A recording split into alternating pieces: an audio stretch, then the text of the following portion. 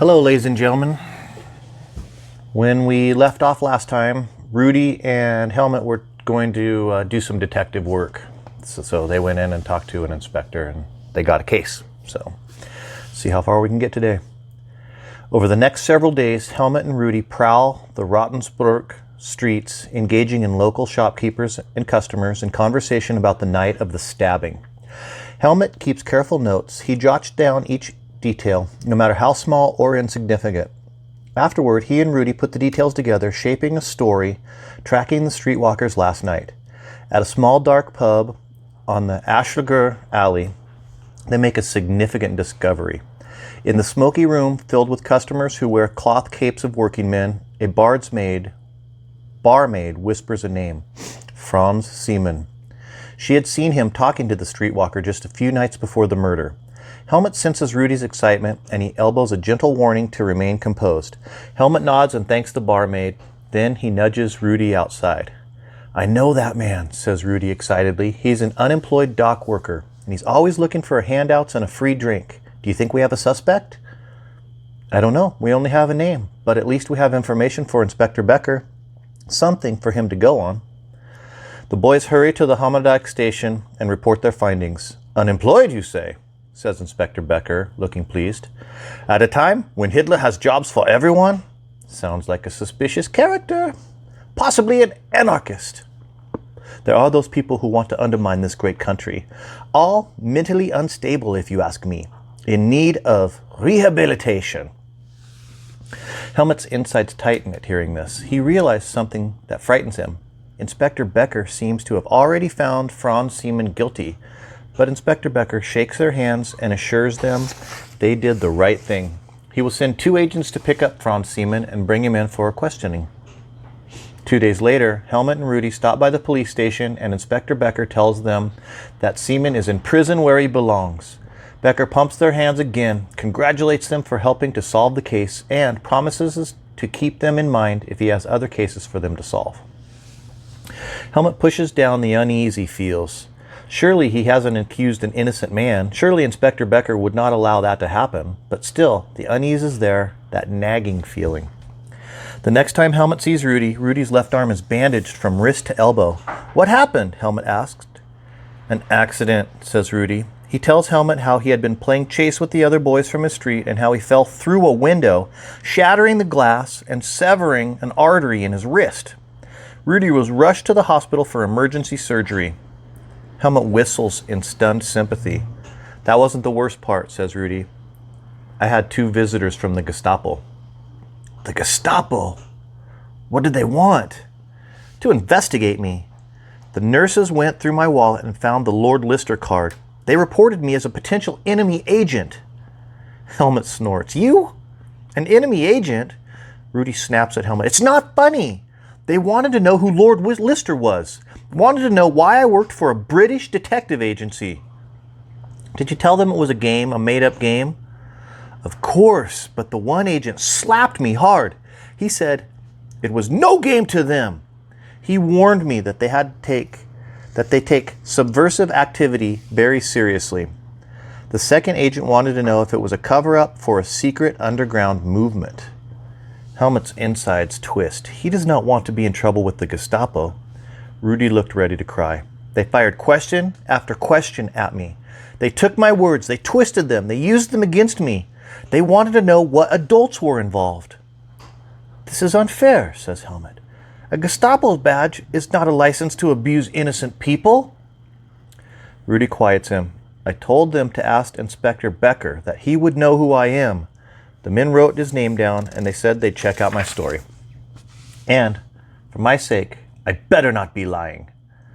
I'll never forget the look in their eye, like they enjoyed scaring me. And then they said, "We'll find out the truth. We always do." They took my wallet and my Lord Lister card with them. "This is insane," says Helmet. "We wanted to help the police, and now they've turned on us?" Rudy nods. "They were trying to trip me up. Trying to get me to say something that wasn't true. Trying to get me to give information about somebody else. Anything at all. They wrote it all down." "Let them take notes," says Helmet. "All the notes they want. What do we care? We don't know anything that can hurt anyone."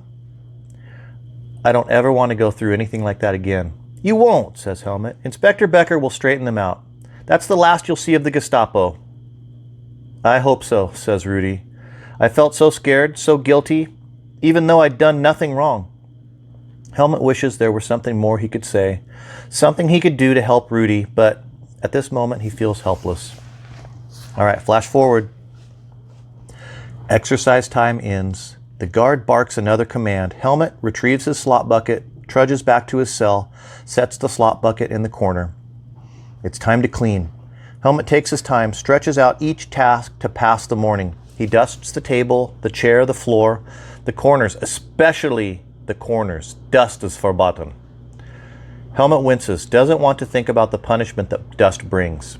As he cleans, he wonders about Franz Seaman, wonders if he was truly guilty, wonders how he held up under the Gestapo interrogation. He certainly received. Helmut knows all about the Gestapo interrogations now. He knows that prisoners will say anything to admit to anything to make the torture stop. He wishes he could tell Franz Seaman how sorry he is.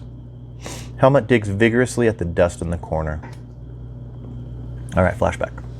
The summer of 1938 turns to crisp fall. The Germans are upset at stories that Czechs and Poles are abusing ethnic Germans living in Czechoslovakia and Poland. Hitler orders troops to the border of Czechoslovakia, sending a strong warning to those who dare to mistreat Germans. He demands the Sudetenland, where many Germans live, and gets his way. Helmut and Rudy never hear from Inspector Becker again. The police are too busy arresting Polish Jews living in Germany, cramming them into trains, and shipping them back to Poland. Have you seen the long lines of Jews at the train station? Says Hugo one night in late October. It's a good thing. We've got too many Jews as it is. No need to keep the Polish ones too. Too many Jews, says Gerhard. Germany has 60 million people. Out of that 60 million, only 1/2 are Jews. And look at the trouble those 500,000 Jews have caused, says Hugo matter-of-factly. How many Jews do you know? Asks Helmut quietly. Hugo thinks over his answer. None.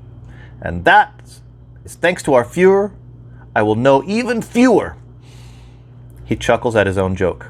No one wants the Jews. Not even America. Americans have no right to criticize us. They rounded up their Indians, you know, put them on reservations. Helmut pities the Polish Jews who are herded into trains, shipped back to Poland, but feels sorrier still when Poland doesn't want them back. At the border, Polish authorities deny the Jews entry and detain them in open fields, without shelter, food, or water, while the Polish and German governments argue.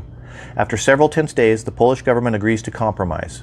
Poland takes some of the Jews, and the rest are shipped back to Germany.